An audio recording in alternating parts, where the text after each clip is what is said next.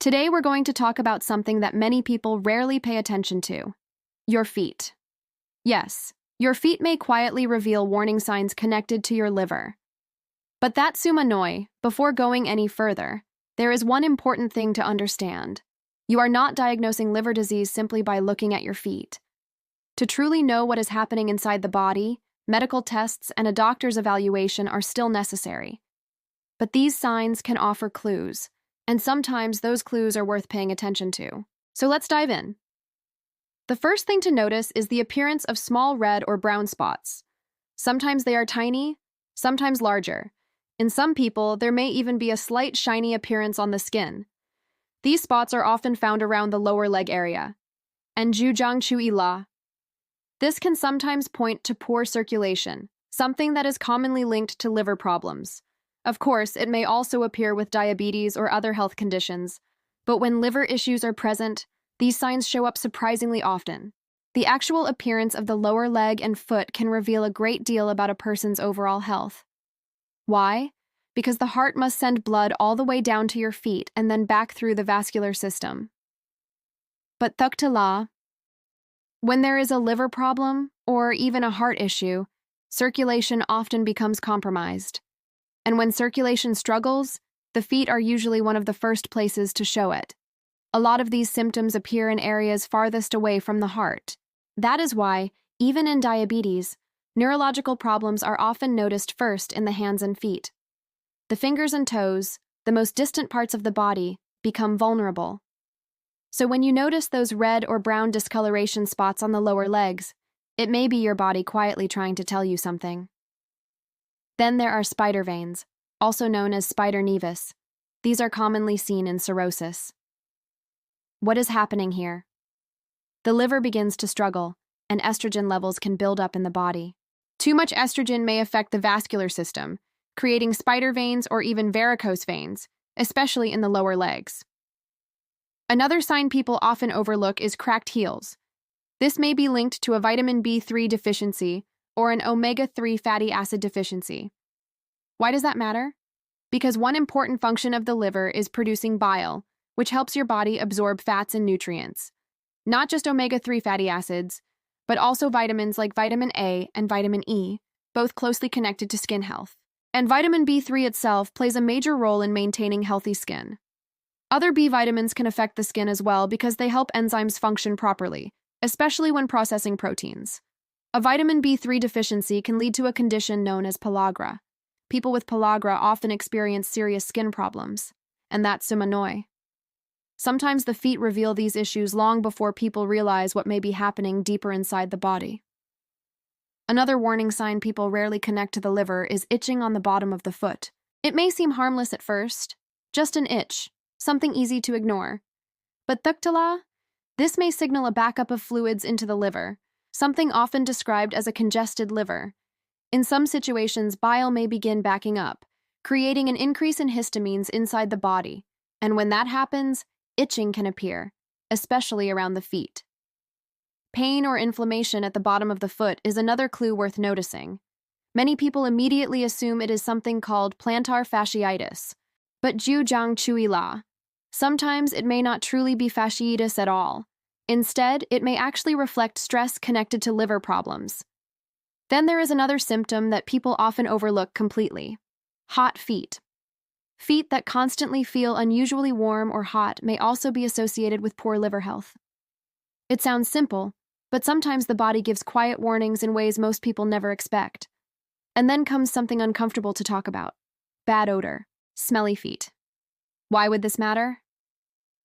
Because when the liver is struggling, detoxification may no longer happen efficiently.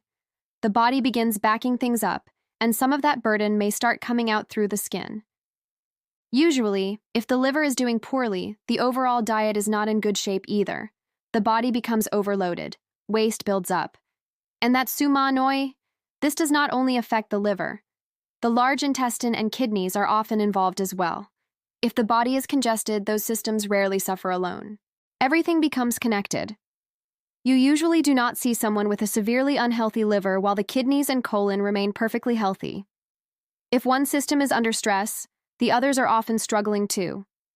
That congestion can eventually reveal itself through the skin and feet. Another sign to pay attention to is pitting edema. This happens when you press your finger into the lower leg, and instead of bouncing back, the skin leaves an indentation that stays there. That lingering dent is often a sign of fluid backup, something commonly associated with liver issues. Then there is toenail fungus. People dealing with liver problems often experience higher levels of fungus growing on the body. Why?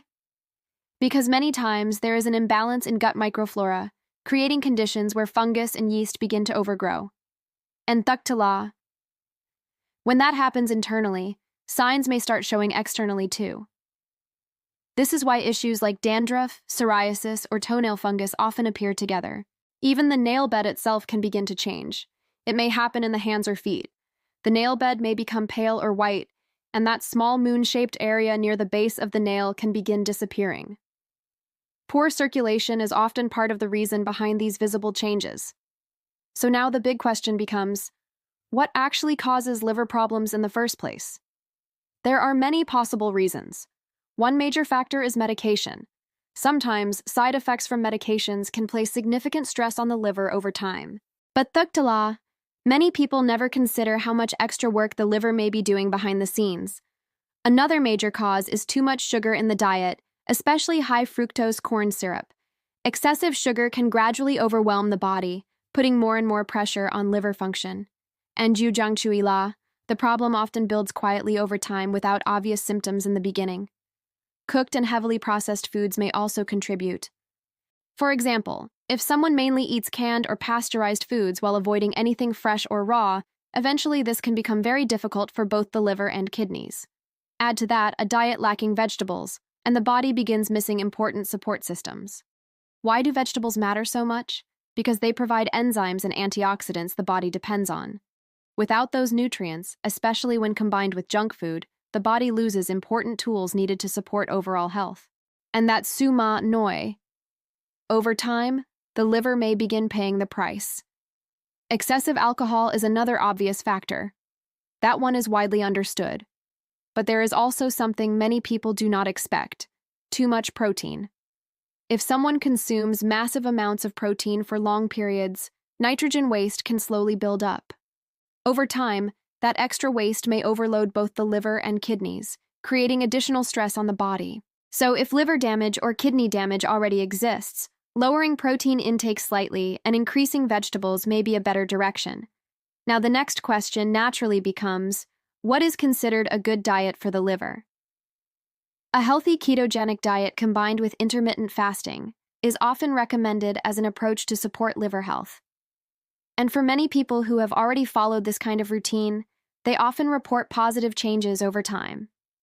If you found this information useful, feel free to share your thoughts in the comments. Let us know what signs surprised you the most, or what experiences you may have had. And if this content helped you better understand your body, don't forget to like, subscribe, and stay connected for more helpful health discussions in the future. Please leave your thoughts about this content in the comments below. Thanks for watching. See you in the next one.